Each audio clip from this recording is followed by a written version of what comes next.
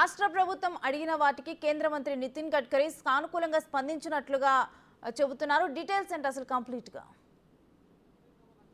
Right Renu, కొద్దిసేపటి క్రితమే కేంద్ర మంత్రి నితిన్ గడ్కరీతో సమావేశం. ప్రజెంట్ మనతో కోమటిరెడ్డి వెంకటరెడ్డి గారు వారిని అడిగి మరింత సమాచారం తీసుకుందాం. సార్, ఈరోజు నితిన్ గడ్కరీని కలిసారు, 2 రోజుల క్రితం కూడా మీరు కలిశారు, ఇప్పుడు సీఎం గారితో పాటు కలిసారు. ఎటువంటి విషయాలపై చర్చించారు?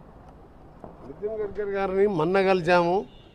నిన్న నేషనల్ హైవే చైర్మన్తో ఈరోజు మా ముఖ్యమంత్రి డిప్యూటీ సీఎం గారు శ్రీధర్ బాబు గారు, పొంగులేటి శ్రీనివాసరెడ్డి గారు, నేను కలిసి ఇంకా పెద్దపల్లి ఎంపీ గారు, పెద్దపల్లి ఎమ్మెల్యే గారు వివేక్ గారు కలిసి రాష్ట్రంలో పెండింగ్ ప్రాజెక్టులు, ముఖ్యంగా హైదరాబాద్ విజయవాడ జాతీయ రహదారి ఇక ఇన్ని రోజులకు నా కృషి ఫలించింది.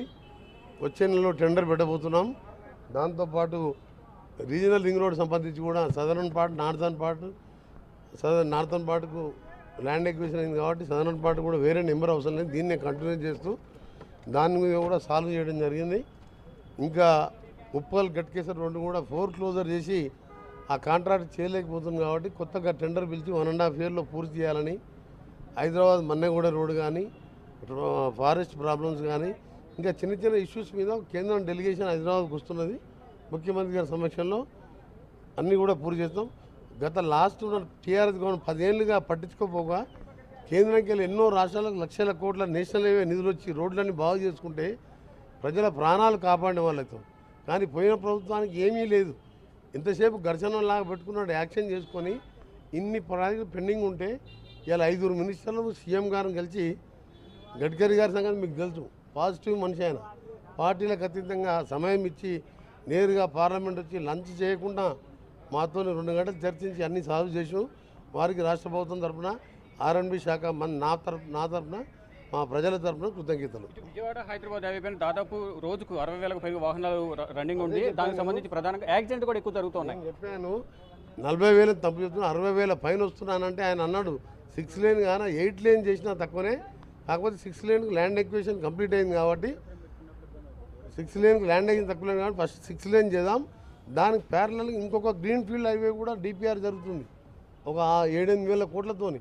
అది వచ్చే వరకల్లా 5-6 ఇయర్స్ పడుతుంది. దానికంటే ముందు ఇప్పుడున్న దాన్ని 6 లేన్గా జూలైలో టెండర్ పిలిపిస్తున్నా. మొన్న యాక్సిడెంట్ స్పాట్లో 320 కోట్లతో వర్క్ స్టార్ట్ చేయించిన. మీరు చూడండి, మధ్యలో 3 మాసాల ఎలక్షన్ కోడ్ ఉన్నది. మా గవర్నమెంట్ వచ్చి 3 ఏళ్ళు అయినా 3 మంత్సే అయింది. ఇన్ని సమస్యలు సాల్వ్ చేశాం. పోయిన 10 ఏళ్లలో R&B శాఖ, ముఖ్యమంత్రి గారు ఎప్పుడైనా ఈ సమస్యల గురించి మాట్లాడినా.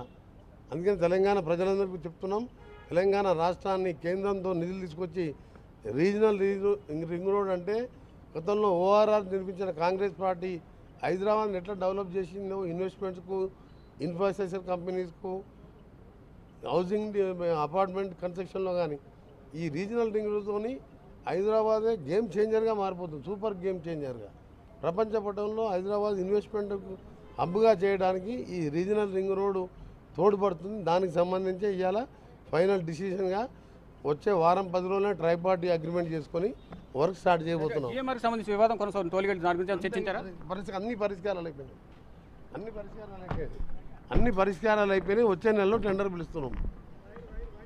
మరోవైపు ఇప్పుడు రాజకీయ విషయానికి వస్తే తెలంగాణ చేరికలు కొనసాగుతుంది, నో కామెంట్. రాజకీయాలు ఐ డోంట్ నో.